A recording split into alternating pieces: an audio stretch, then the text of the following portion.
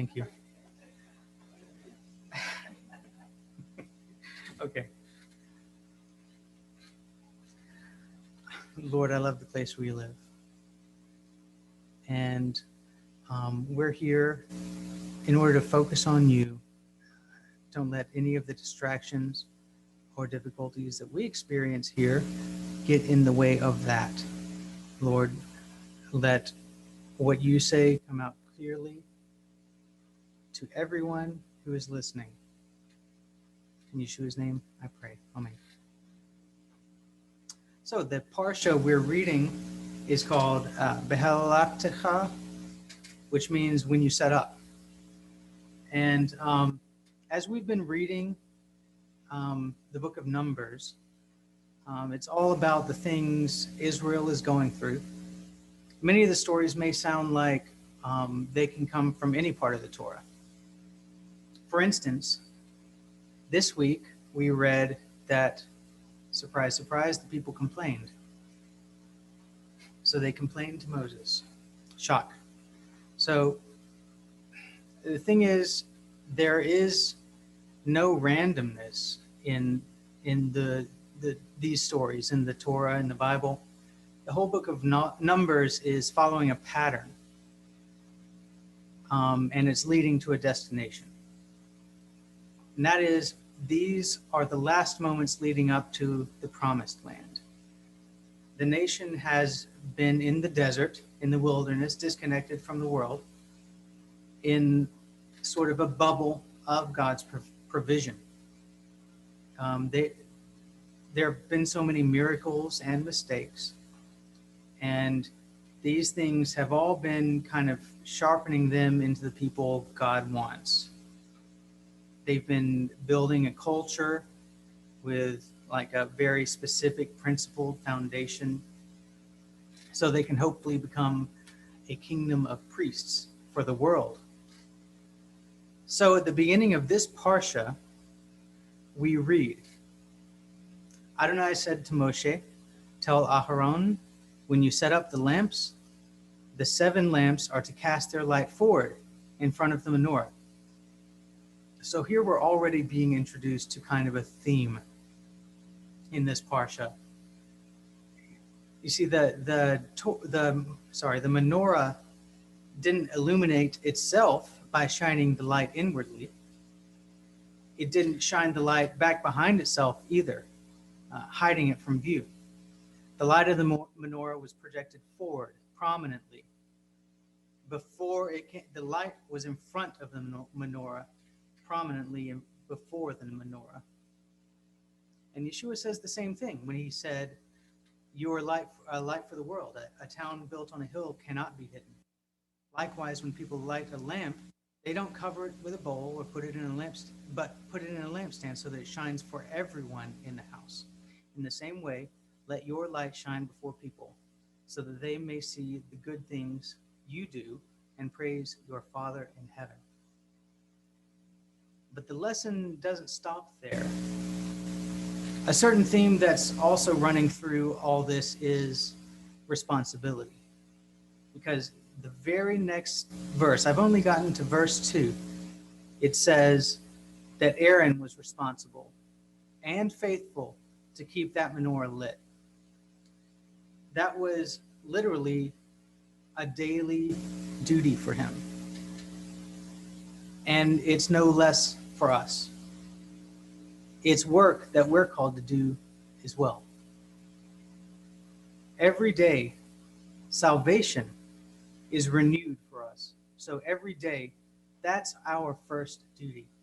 Rekindle the flame as the first thing you do when you wake up. In the liturgy, there's a prayer for that.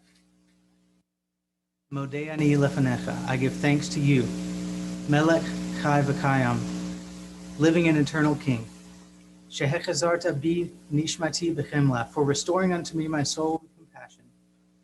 Rabbah emunatecha, great is your faithfulness. Now this is supposed to be prayed immediately as the first words out of your mouth when you get up. Now, you don't have to pray that specific prayer, but I thought it was beautiful, so I wanted to share. the idea of renewing salvation daily brings with it the promise of second chances. In Numbers 9, we read once again about the commandment to observe Passover at its designated time. But this time, we also get a new incredible teaching and commandment when we read, "But there were certain people who had become unclean because of someone's corpse, so that they could not observe Pesach that day.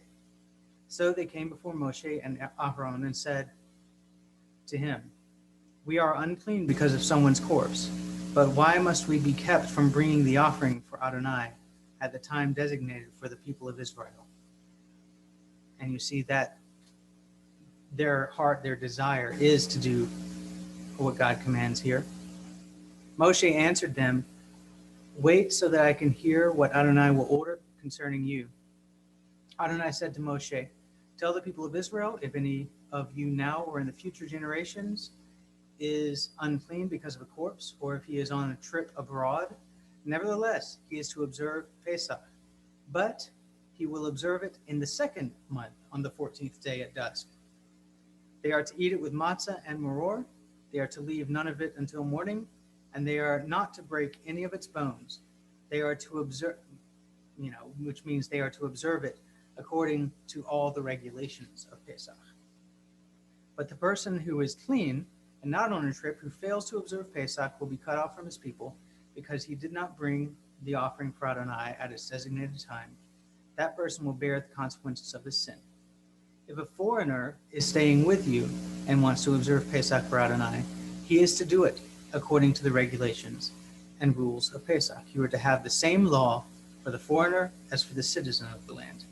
So here we're taught a wonderful lesson.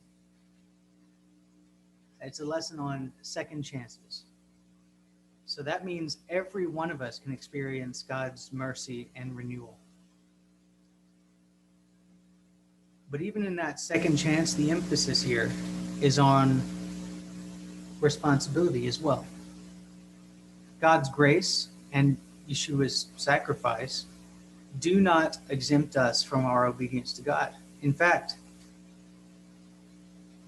that grace and that sacrifice, those are our way back into to rededicate ourselves and start again that process of renewing our salvation, of rededicating ourselves to Him with obedience. That's the way back in. And here's another deep part from the Torah related to this theme. The Torah goes on to state, "But the people began complaining about their hardships to Adonai. When Adonai heard it, his anger flared up, so that fire from Adonai broke out against them and consumed the outskirts of the camp. Then the people cried to Moshe. Moshe prayed to Adonai, and the fire abated. That place was called Taberah, burning, because Adonai's fire broke out against them." Where it says here that the people began complaining, what it's actually saying, as I understand it, in how the Hebrew phrases it, is that they became as complainers, and some translations will say it like that. They weren't just complaining, but they became as complainers, meaning they became people who were looking to complain. They were looking for grievances. Instead of waking up and lighting the menorah in their hearts, they were waking up and saying, "What don't I like today?" The light doesn't shine with that attitude. And changing topics for a moment, very serious topic. We know that there has been a massive escalation recently of anti-Jewish sentiment and even attacks. And some rabbis have even advised their congregations not to wear their yarmulke out in public. I would like to remind everyone here that we have a Star of David on our mailbox, and we call ourselves a synagogue, which means we are a Jewish congregation. So beyond any doubt, when someone asks who the Jew is, we raise our hands, whether we were born Jewish or not. And we also here stand in support of Israel. And I know that that's a very agreeable thing to say in this crowd. Just remember that Israel exists because God exists. And he always will look out for his people. So there's no reason to worry if we stand with him. Don't be afraid to defend Israel and the Jewish people. So in summary, let your light shine and let your faith be known, because the world needs it. There is a second chance for them. Shabbat Shalom.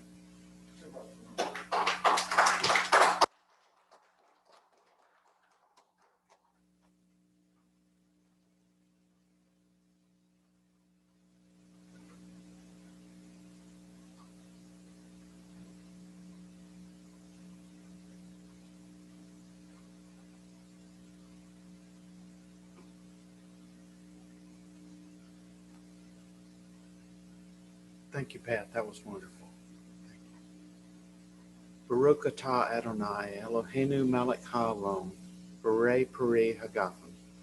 Blessed are you, O Lord, our God, who creates the fruit of the vine. L'chaim.